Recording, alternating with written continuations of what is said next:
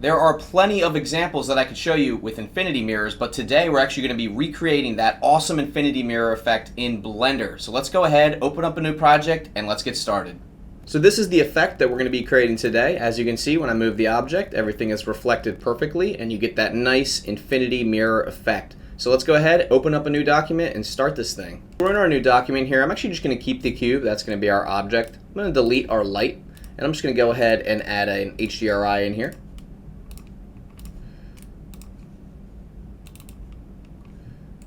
I'm going to switch over to cycles.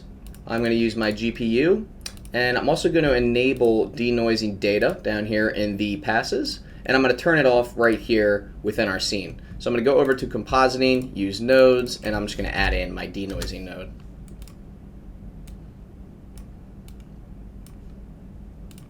Now that we have all that set up, let's go ahead and check out to make sure our HDRI is in here. We're good to go. I'm just going to snap to my camera view real quick, just see how everything looks. And then what I'm going to do is I'm going to actually reset the camera. So all the properties for the camera, I'm just going to set those to 0. And then what I'm going to do is go back to my solid view. And what I want to do is rotate or move our camera on the y-axis. And then I'm going to rotate it upwards as follows. So 90 degrees for the x-axis. And I'm just going to move it back.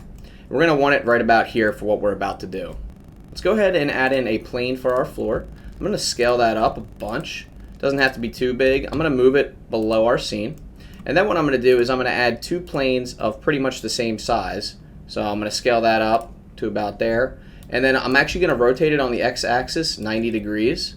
And I'm going to move it on the y-axis so that it is right behind our cube here. And then I want to shift D, and holding control, I'm just going to snap this other plane into place.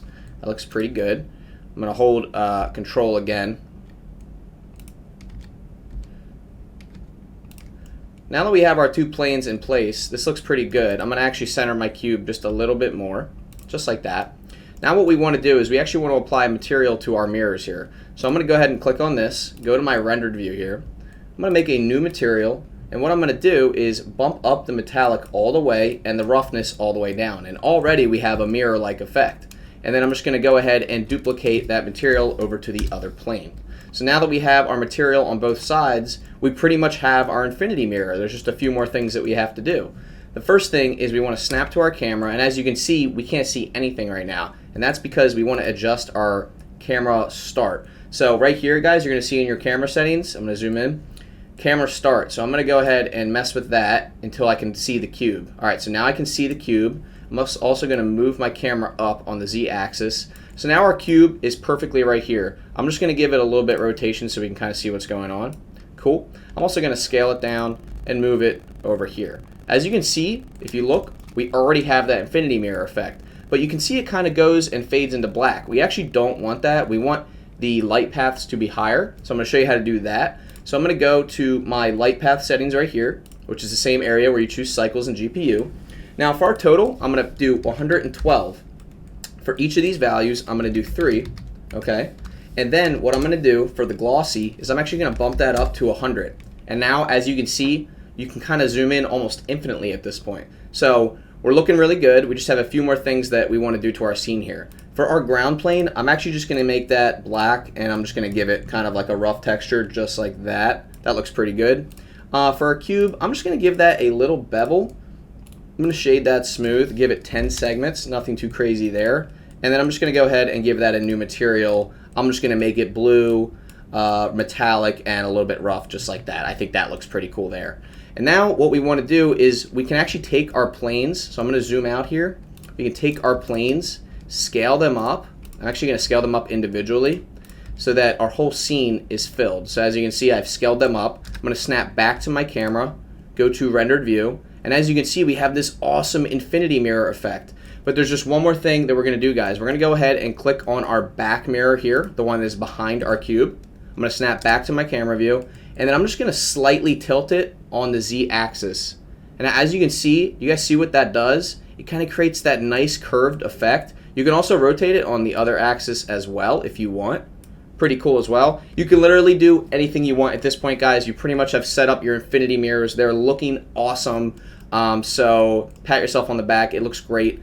Now, if you want to kind of get a closer feel and you want these cubes to be closer together in the reflections, what you want to do is you just want to move on your y-axis. You want to move your mirrors a little bit closer. Okay, so let's go ahead and check that out. And remember, you want to make sure that your camera has the start set correctly. So if my start is too forward, I'm not going to be able to see the cube.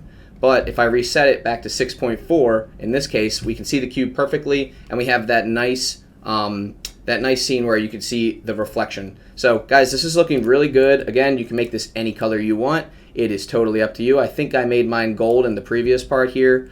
You can scale up your object. You can use any object you want. You can animate this. You can rotate your object.